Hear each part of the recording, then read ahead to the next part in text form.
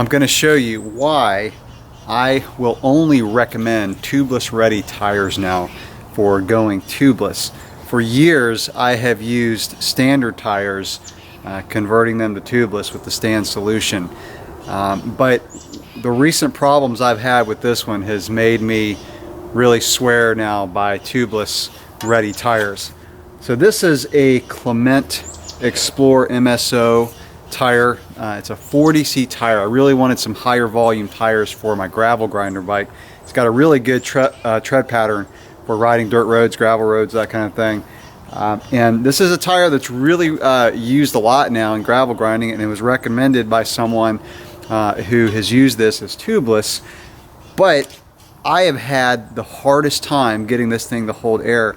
I've pumped it up, let it sit overnight, I've shaken it, and it would go flat within an hour. And I would kind of go through that process again.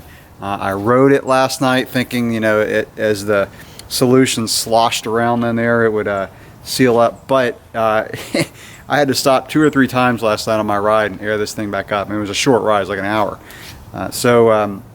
It's hit and miss. Like I said, a buddy of mine recommended this tire as tubeless, so obviously he's had good luck with it. My front tire has held a little bit better. It's still not holding great, but this is the rear one. I'm going to spray some soap bubbles on and show you what I mean. So I've just sprayed some bubbles on one section, and you can see it's just foaming up. It does this all around the bead because this is not a tubeless ready bead. And when I first aired this thing up, and I use soap bubbles to put the tire on to make sure it seats in the channel well. Bubbles were just coming everywhere, all around the bead, and it went flat within 10 seconds. So the stance has gotten it to where I can ride it for about 30 minutes, but that's about all I can get on this tire. And you can see it's just foaming and foaming all around the bead. Now what I'm going to do is I'm going to take this tire off, and I'm going to use one that's tubeless ready and show you the difference. So this is the tire that I'm going to put on, and this is the tire that came with my 9er RLT9. This is a Schwalbe G1, and Schwalbe calls this one a tubeless easy tire. It's kind of the same concept. I've had really good success with Schwalbe mountain bike tires that are tubeless ready. They've aired up and haven't lost 1 PSI. So this is the first tubeless ready Schwalbe cyclocross tire that I've used. I've used a tubeless ready Maxxis tire on my cyclocross race bike, and it was perfect. Just aired up, didn't leak at all.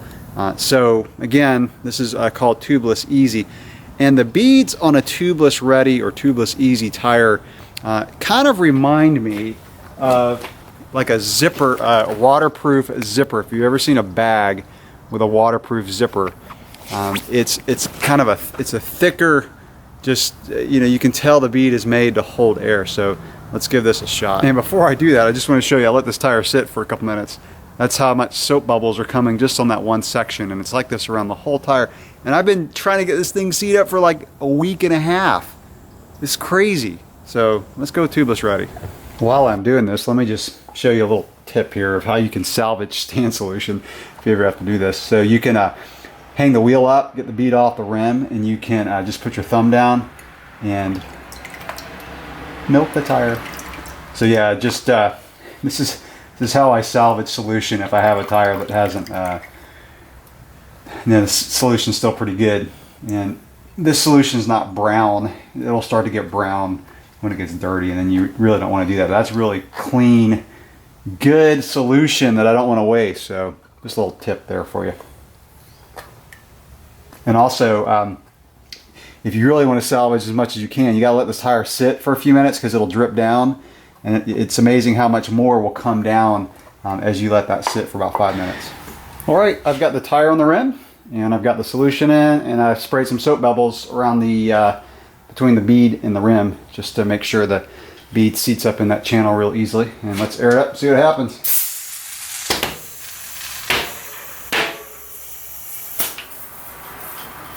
Hear a little bit of leaking over there, but may just not have popped in the channel. There it goes. Sweet. Let's oh, there it goes, one more. Nice. Look, no air bubbles at all coming up around the bead. Perfect. Exactly what I wanted to see. So I've been letting this tire sit for about 15 minutes and hasn't lost 1 psi. And like I said, that Clement, when I put the stands fluid in, it leaked air out in about 10 seconds the first time I aired it up. And like I said before, the stands did do a good job of getting it to where I could ride it. I just couldn't get it to hold air for more than 30 minutes. So there's my lesson for the day. If you're going tubeless, there's too many good tubeless ready tires now to mess around with a standard clincher. Thanks for watching. Anybody want to buy a Clement tire? It's brand new.